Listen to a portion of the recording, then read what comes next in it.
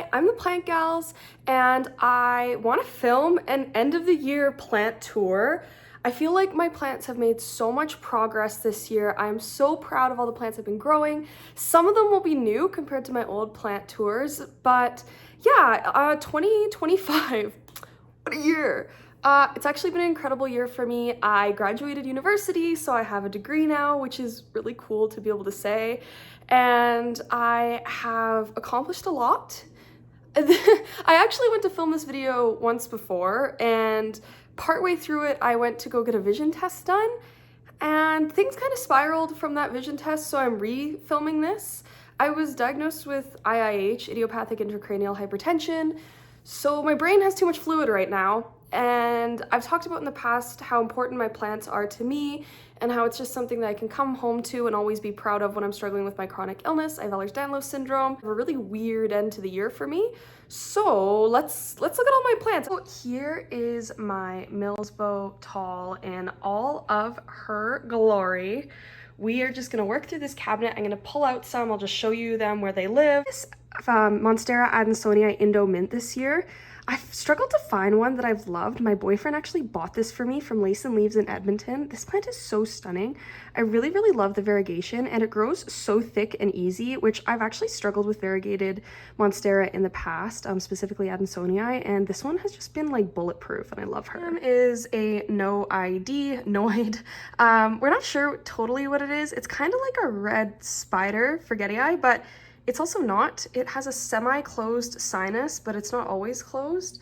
Really a weird little mutant-y, funky plant. Got her, my Hoya Caraceus Silver was just those two leaves. Now she's these two, and this one, so silver. I really like this one. I think this leaf is so stunning. This is my begonia Dregi partita, and it's a woody begonia. I can't believe how much this plant grows. It is like a weed, and it's always flowering. I think it's so beautiful. It's almost like a little bonsai with the like a little maple bonsai with the funky shaped leaves. Very proud of this plant. Happy to see her thriving. Of course, I have a very stunning variegated Micans. I've been really happy because it's actually been a little less variegated lately. I know that sounds crazy, but with these less variegated leaves, they're so dark and velvety, and it's actually gave the plant an opportunity to grow much stronger. It's still variegated. Its newest leaf is still variegated, that one there. Although it's hard to see because it hasn't hardened off yet and the yellow hasn't come in. Finally got a massive leaf on my Anthurium luxurians. This is the newest one. It's crazy. If you follow me on Instagram or even seen like some of my other YouTube thumbnails and stuff, you know I'm obsessed with this freaking plant. She's a stunner. It's been a lot of work. I actually acclimated this plant myself from an import. It came bare root, and now we're here. It's got such a nice, healthy, thick stem.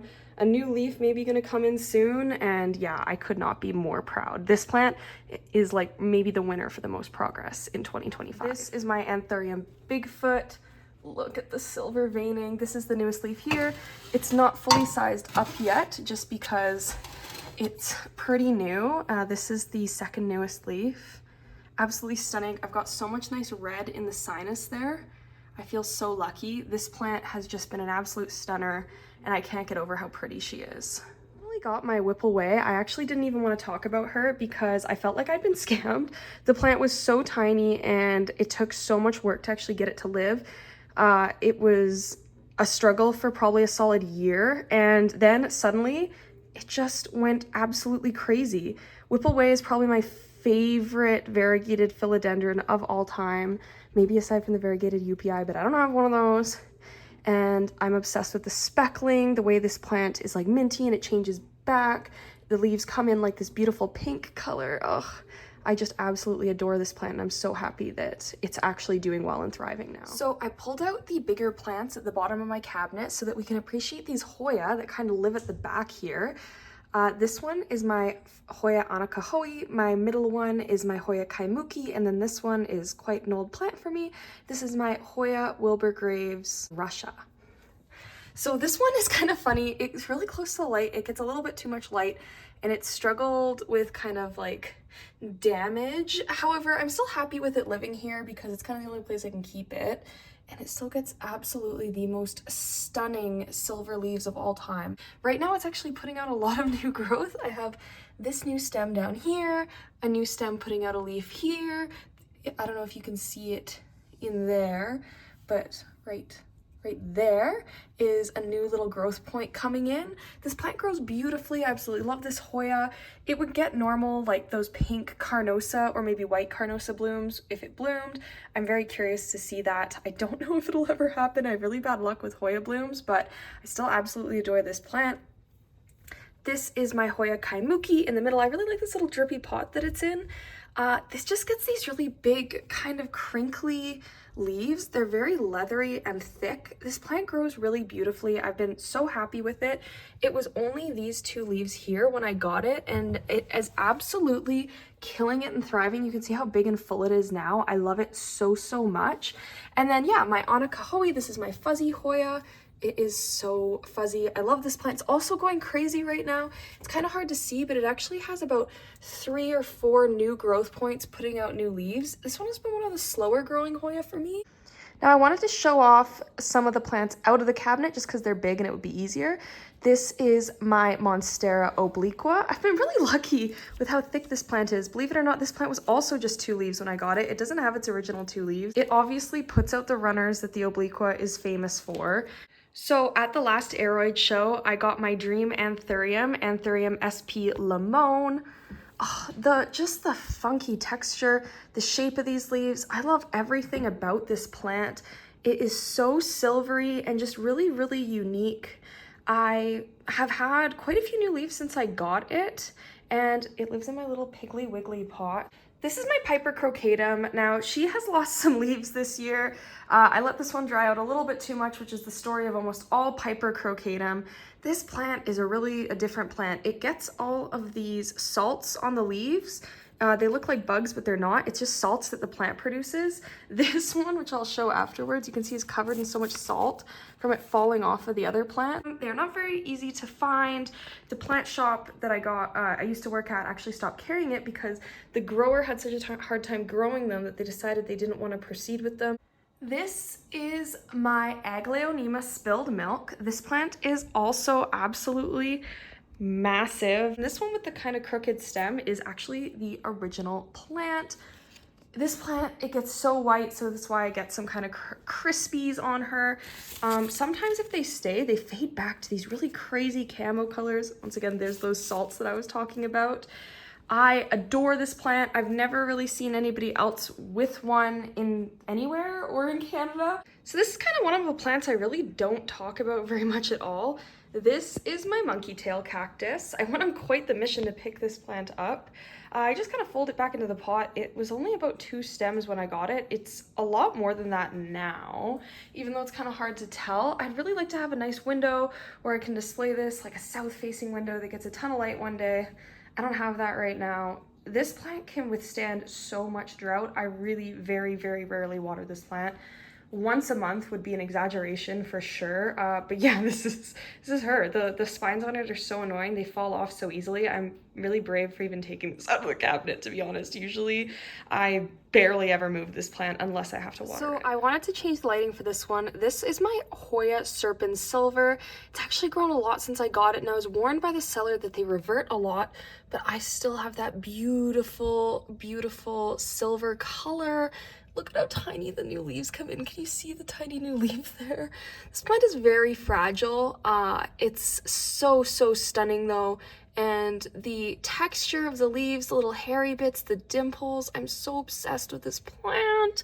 I'm so happy that I was able to find one. Another is my Hoya insularis. I really am just obsessed with this plant. Look at how red these new leaves are coming in. Such a cool plant. I'm pretty sure this one was just the 2 leaves as well when I got it. And that wasn't that long ago. It was only at the end of September, and it has absolutely grown like a weed. Probably gonna have to trellis it up soon. Of course, my Hoya carnosa freckles. The freckles that these leaves had, I haven't quite been able to replicate on my newer leaves yet, but I do really think it'll come in. I know it takes time, but I really think that hopefully I'll be able to get it. I still have really, really nice splashing anyway, and no matter what, I think this is a beautiful plant and I love it so much, so I'm not that stressed, but finally it's growing. This was actually, out of all the Hoya that I bought at the Aroid show, the last one to start putting out new leaves. Another one I got at the Edmonton Aroid show, this is my variegated Silver Sword. I've had a couple weird, like almost reverted leaves. These are the last two, but this new one that's coming in, it's gonna be so hard. I hope I can get it to show up on camera. This new one coming in is actually really nicely variegated. It's just so hard to get it to show up. It's very similar to this leaf, just with a little bit more marbling. I really like this plant. It is so slow and actually quite difficult for a philodendron. I'm not 100% sure why. I usually have a lot more success with them. I'm just happy that I've been able to keep it alive, honestly, because it's been very prone to edema and just like sucking up too much water into the leaves. So we'll see how it goes. I'm just taking each leaf, one leaf at a time, literally, with this plant, and hoping that I get it big and have some success in the future. But right now, just keeping it alive is my goal. Out of everyone I know, I have absolutely the worst luck, and I'm the worst at taking care of ZZ plants. I don't know why. I do all the things, I let it dry out and everything. I'm keeping my variegated one in the cabinet right now. So far, it has not put out any new shoots. However, I still love it. It's still beautiful, still has such nice variegation. I can appreciate what I have. I'm just really hoping. Actually, is this one a new shoot? Oh my gosh, is this? I don't know how this works. Maybe that one is new. Actually, yeah, I think it is. Okay, so maybe I do have a new shoot. TBD, I guess. We'll see what this one does. I'm pretty outspoken about the fact that I do not like growing alocasia. This one was a gift, and I actually love it so much. It's so unique. I'm using the light in the cabinet to kind of try and show off its weird patterning. I didn't get a lot of patterning on the older leaves, but the newer leaves are looking fantastic. And honestly, just having an alocasia with more than one leaf is kind of a flex, especially for me. This is the newest leaf where it really started to get that speckling. You can barely even see it on the older leaves, and it's really not showing up on camera. It's a little bit easier to see in person. I have another new leaf coming in. I'm hoping that it's as nice as this one. But yeah, this is a really bizarre and weird little alocasia. I love growing her. And yeah, so far I've kept it alive, which is also another huge win for me because I'm so bad with alocasia. Next, I just want to show off all my carnivorous plants. This is my Aceriana Buena Vista, I believe. It's putting out lots of babies. I do struggle with carnivorous plants. I find that I get like the base rots on them a lot. I'm really trying my best, and so far so good. Also, you might notice with a lot of the plants that are in my Redsta cabinet, I'm using the lights in my Redsta cabinet to kind of show them off too. They have like these little tiny like palm tree looking guys in them. It's like a big sensitive plant, my Biophytum sensitivum, put out a bunch of spores, and now I have all these little tiny Biophytum growing in all my plants. In fact, down here, I actually have one of the bigger ones living in one of my Polypoidioides props. So yeah, I was told that it might do that, and it did. So many of my plants have these little Biophytum living in them, and it's so funny. Speaking of the Biophytum, this is her. She's dying. They don't actually have a super long lifespan, and so I think that it's putting out all these spores because its lifespan is ending, but it even has some little baby biophytum in the bottom of the pot. I also kind of like this vibe of all the dying leaves coming in. They remind me of like a little forest floor. I think it's so neat. It is sad to see her dying back, although she's not dead yet. But I have about 100 more growing in all of my other plants, so I haven't decided what I'm going to do with them yet. But yeah, that's my Biophytum sensitivum, and you'll see how many babies you can spot in some of the other plants in this cabinet. So this is one of my Drosera. Where is the name on this plant? Drosera capillaris. It's one of the little like spoon-shaped ones. I'm actually having quite a bit of success with this one. I'm really happy. I noticed somewhere in here, I think there is a little baby, so maybe I'm doing something right. I'm really not as good with the carnivorous plants as much as I love them. This is by other Drosera that I keep. This one is Drosera aliciae. Yeah, I don't know, I really like carnivorous plants. I'm really trying my hardest. They live in that big humidity dome that I have, and I wonder if there's any Biophytum sensitivum in this one. This isn't the prettiest little bathtub arrangement. I don't really know why, but the soil sunk down so much. That's okay though, because the little guys, my pinguicula in here, are alive, and that's really all that matters to me. My Joanna, I believe this one is, the red one, has really got its red color to start coming back. I replaced one of the ones in here, did die, and this is the Buena Vista, one of the babies. It kind of fell off, so I put it in here with the others that it's doing well. And then yeah, I have this really nice Aceriana in the middle as well, and so I'm just really happy with my little bathtub. Is it perfect? No. No, but do I still love it? Yes, and I really think that that's all that matters. The last of my carnivorous plants is my Philodendron debile. I do not know what to do with this plant. It flopped over a long time ago. It's putting out another bunch of millions of babies in the bottom. I guess I have to repot it. I guess get some carnivorous mix. I obviously knew where to get in Edmonton. I have no idea now. But yeah, like, it's so crazy. It goes absolutely wild and it has so many babies. I've never seen anybody else have this plant other than the person who gave it to me. So I don't know that much about it, but it's really, really funky. It just needs a lot of light. Now, it was only very recently that I actually repotted this giant begonia, and it already needs a repot. Like, look at it. It's bursting out of the pot. It put out so many babies. Begonia chlorinura is one of my favorites. I absolutely freaking love this plant. It is so fuzzy and weird, and it has like the most neon crazy veins with red coloring, and when it puts out like new leaves, they look like tiny little pom-poms. I just love this plant. It's huge and it's thriving in my humidity dome. Part of me wants to maybe prop it and put it in here. My big terrarium where Dulce, my lychee gecko, lives. I really want to see if I can get it to like grow nicely, maybe in that bottom like corner down there. I don't know, but I might try with a prop and just see, because I love it so much and I'd love to display it in this tank. This is my Paphiapetalum Delanti. It's speckled. It has cool patterning on the leaves. It looks like almost like little stained glass windows. I love it. Will it ever flower? I don't know. I'm not really that good at orchids, and I don't do enough research to know how to make it flower. Although some of the people from the Orchid Society of Alberta have given me tips. Now, this is my bigger Paphiapetalum. You can see that it has similar but different leaves. The windows, the little stained glass windows, I'll call them in it, are a little bit longer. It looks both great in and out of the cabinet. It has the craziest, fuzziest roots I've ever seen in my entire life. It is such a funky plant. This one, for some reason, my brain tells me I have a better chance of getting it to flower than the Delanti. We will see. They're both pretty similar, but this one I have a little bit more success with in terms of just its general happiness. And I don't think it's perfect, but this is how they all come together back in my cabinet again. Now let's look at the bottom of it. Now, these four silly gooses are my Polypoidioides babies. They finally all graduated from the humidity dome with friends. If you're ever curious what a Polypoidioides looks like immature, this is it. They just put out one long strand, and then they start to get weird little ears, if you can barely see them there. And then this is the newest leaf on, or no, which one's the newest one? This is the newest leaf on my little baby here. Some of them obviously are much more mature than others. This one is very similar to when I first got one. I do not actually think the one with the biophytum has rooted, but it's still alive, so we'll say that that's good. But yeah, some of them, like this one, very happy, very mature. Same with this one. So yeah, I've honestly considered this experiment a success. It was not easy, but we got there, and now I have four beautiful little Polypoidioides babies. Princess Marble Galaxy, it is just so bland. It faded back to this really green color. I still get some orange. It's just not really growing nicely. I don't know what's going on with it. It doesn't have pests. I've checked it a million times. I really wish that this one was looking better, because I mean, I have some really beautiful pictures of this on my Instagram.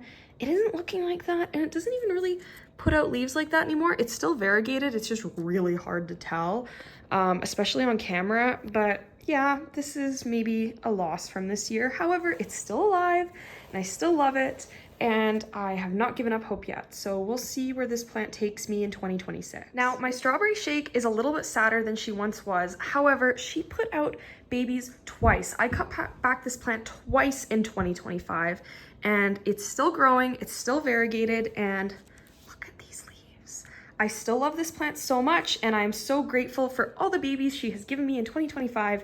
So you know what, despite how kind of sad she's looking right now, she has worked hard and she has earned a vacation. I'm hoping that maybe we can continue to get some beautifully variegated leaves, and all of the babies have held on to such nice variegation, so I'm really happy. I actually did sneak 2 of her babies into that cabinet. I'm really hoping they grow in nicely. Now, my variegated syngonium chia pence may also be looking a lot sadder than she once was, But can you believe that this plant also put out 2 sets of babies for me, and I made a lot of money off this plant in 2025. So thank you, variegated syngonium chia pens.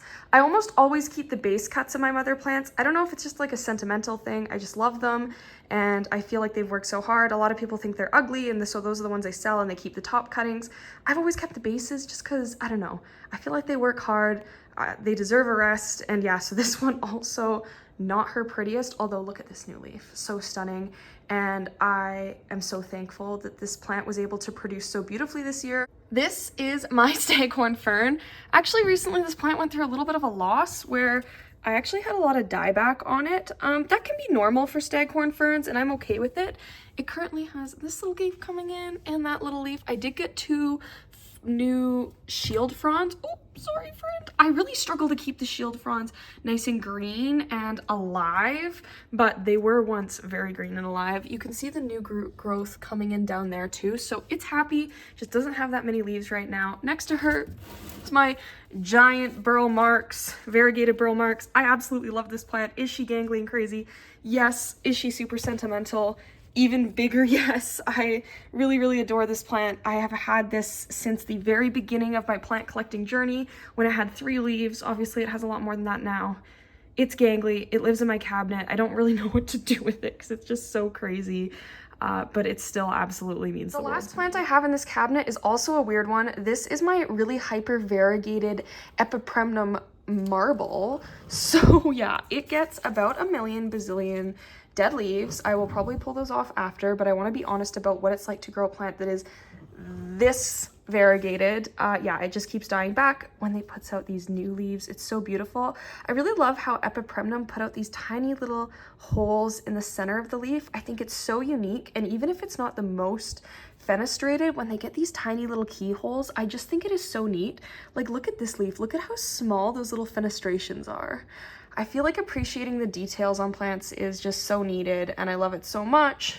She's alive, she is thriving, although it doesn't look like it. I actually recently got a major accomplishment and was able to graduate my Philodendron polypoidioides from my grow cabinet. This isn't its permanent home, this is just where I have it for now. It gets a little bit of sunlight and some grow lights from that cabinet there. Behind it is my Anthurium pallidiflorum. She's done better. Since I moved in June, she hasn't been as happy, but that's okay. That's very common in plants, and I mean, but this one is very happy. This will be the newest leaf on my polypoidioides, if I can grab her. You can see all of the different little spidery parts of the leaf. This is my favorite plant. This is obviously Dulce's enclosure, which I've been showing off lots lately. And on top of it, I have my Anthurium longicolobum. This plant isn't slaying super hard right now. I absolutely love this plant, and it's growing a lot. But the problem is it's so big and spidery that I don't know where to put it. So if you have any ideas for what I should do with this, let me know.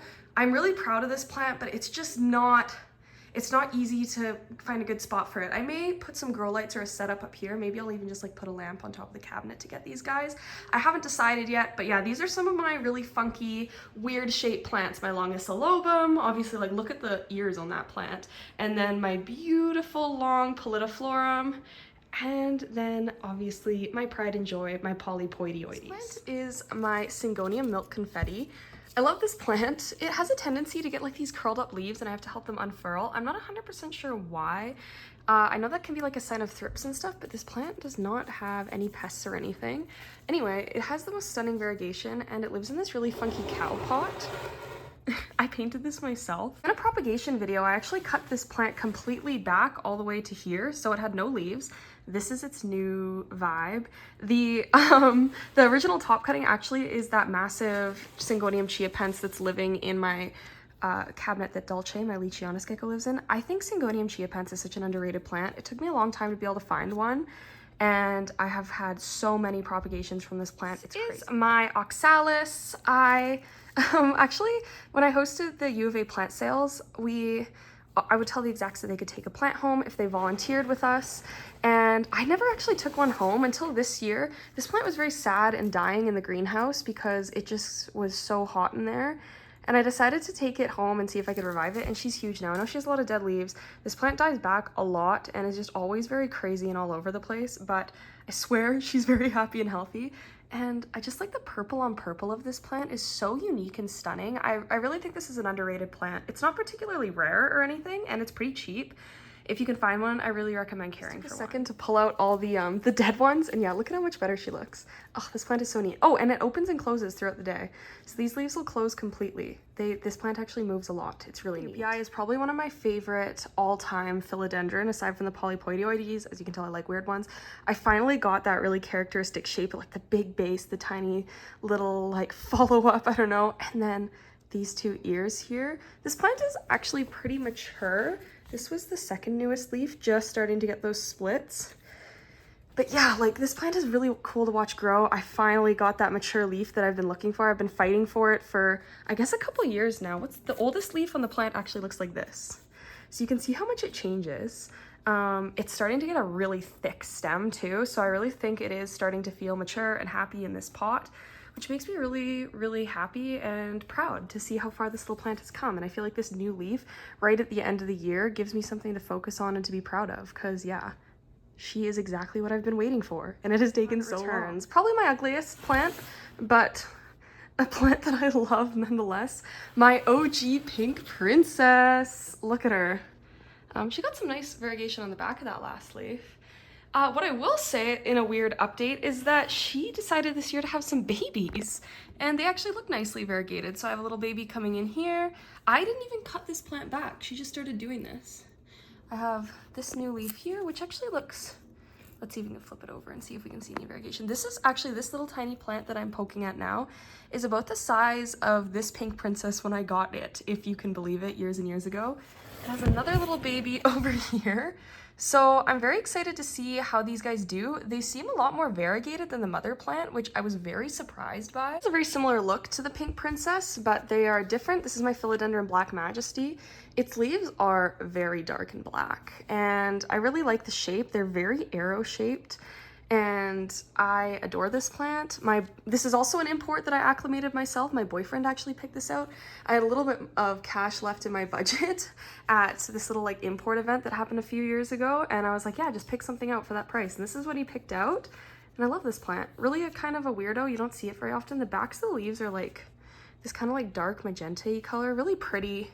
She's doing fantastic, nice and big. Another one of my big windowsill plants that just is too big for the cabinet. Big variegated money tree. If you've been watching me for a while, you know the drill. It only has one variegated leaf. So I bought this. This whole part did not exist. It was just this. And this stem was covered, as you can see the little holes where the leaves were, in variegated leaves. It does have one variegated leaf. I'm scared to even touch it. It's this one, but it's still nowhere near as variegated as when I got it. The plant thought, putting out variegated leaves isn't very successful, so I'm just gonna do my own thing. And yeah, that's it. But it is variegated. It still has the original grafted variegated stem. Very sad and piddly. This is actually a really beautiful plant, regardless of the fact that it's not variegated. I love this plant. It lives in one of my Tim Hortons glow-in-the-dark buckets, which I think is so fun. Also, this is my pile of oxalis leaves. I'm gonna get into my biggest plants. I actually can't believe how huge this plant is. This is our underneath view. You can see how big the new leaves are, but I really wanted to give an appreciation for just how funky the stems get on the squamiferum as it gets bigger. They're so cool and curly. And she is a weepy gal. As you can see, look at all these extra floral nectaries. This plant does not have any pests. It's just like this. The new leaves are huge and fat. I adore this plant. I got it when it didn't even have any lobes. The oldest leaves on this plant are these ones, as you can see here. This is one, like an example of what it would have looked like when I got it. And you can see it's not very big. This is the newest leaf. She's huge. I absolutely adore this plant. I think it's so fun to grow, and I guess I actually need to stick another one of these on top. I didn't even realize that. This is my Monstera albo.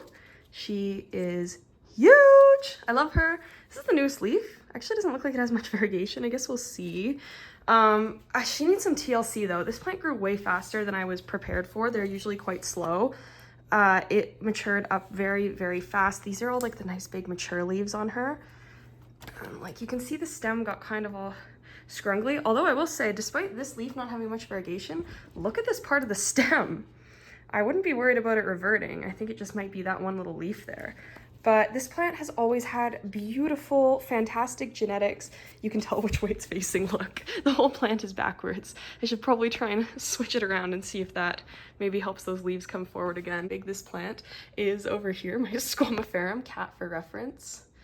And for funsies, I just won't finish this shot. Let's just keep going. This is a very famous plant that I have. This is my giant Monstera adansonii wide form. She's huge. There's no other way to put it. I'm always getting massive new leaves on this plant. It's always growing. It is so thick. I actually had to put up a second pole in her this year, although it's not the prettiest or the most stable. I need to spend like probably a good couple hours just going through and stabilizing this plant. The leaves on her are massive. I've never seen anybody with adansonii leaves as big as I have on this plant. And yeah, she is certainly a showpiece that you see right when you walk into my house, and just so thick and lush.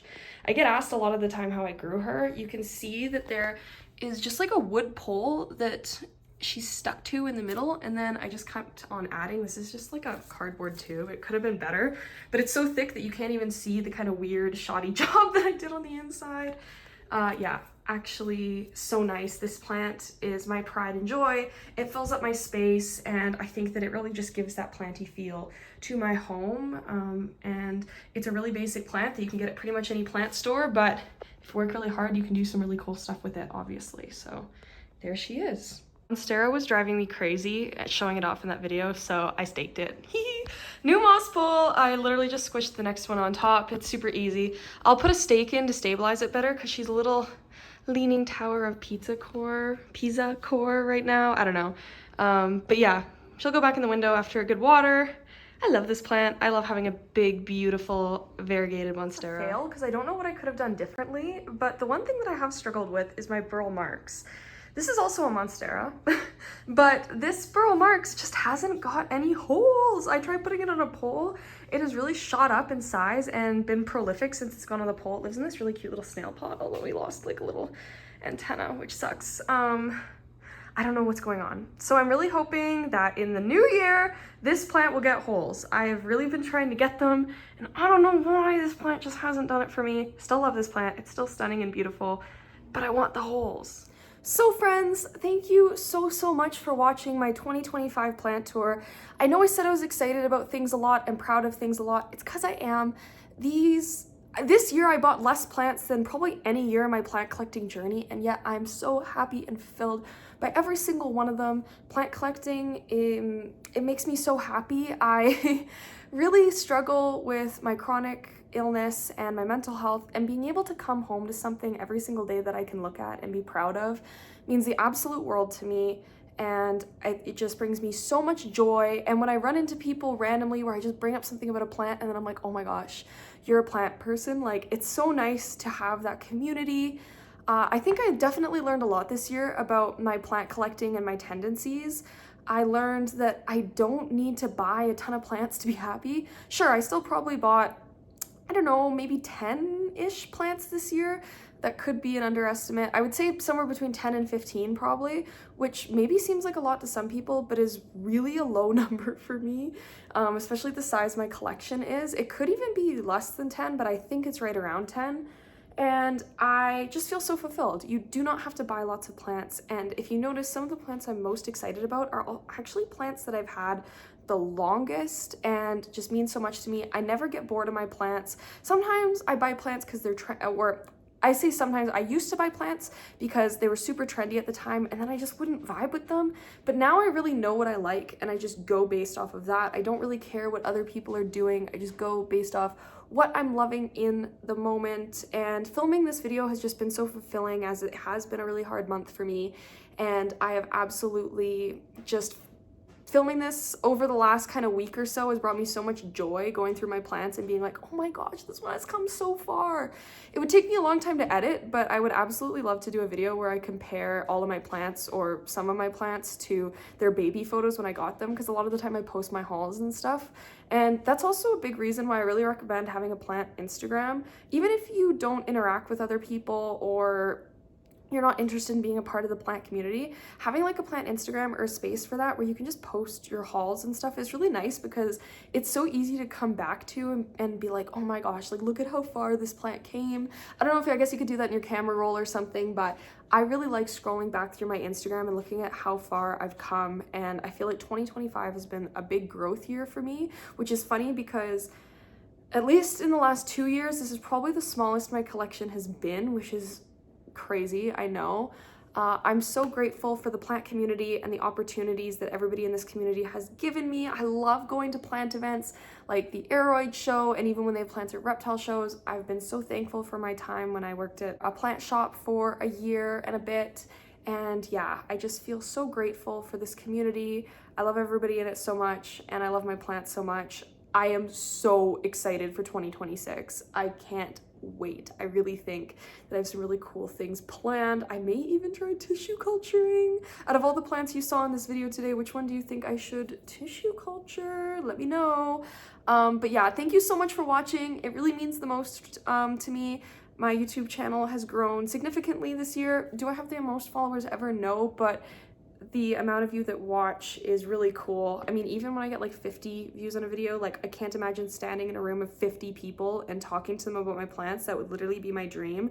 But the ones that get like thousands are actually the coolest thing ever. So yeah, thank you so much. I will see you in the next one. Happy holidays, happy new year, and yeah, bye.